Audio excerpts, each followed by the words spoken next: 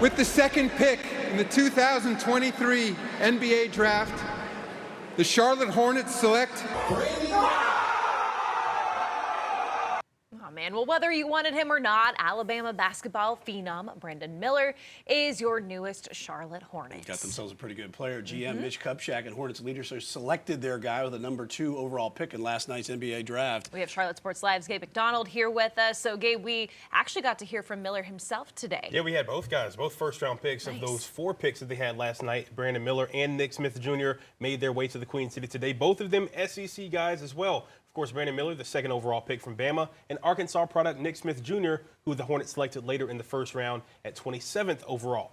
Now, even though there were some mixed reactions like we just saw about the pick last night, Miller did feel welcomed in his new home this afternoon. General Manager Mitch Kupchak doubled down today, saying that Miller was the team's favorite all along. And by the time Wednesday night came around ahead of the draft, the final decision was made on what they were going to do with that 2nd overall pick. Of course, earlier this week, Miller was actually back in the Queen City for a 2nd round of workouts along with Scoot Henderson, who was picked right after him at 3rd. Team owner Michael Jordan and star point guard LaMelo Ball were both on hand to see Miller go through drills one last time ahead of the draft. Here's Miller on the relationship he's already built with his new point guard. I think when I first got here, one of the first people I met was LaMelo. Kind of made me feel like a younger brother away from home, which I mean, I think that's why I kind of picked University of Alabama. It was because the bond, I think, O's kind of built a bond with me since I was a freshman. So I feel like him just, coming on his own time to watch me work out is kind of like motivating and, welcoming.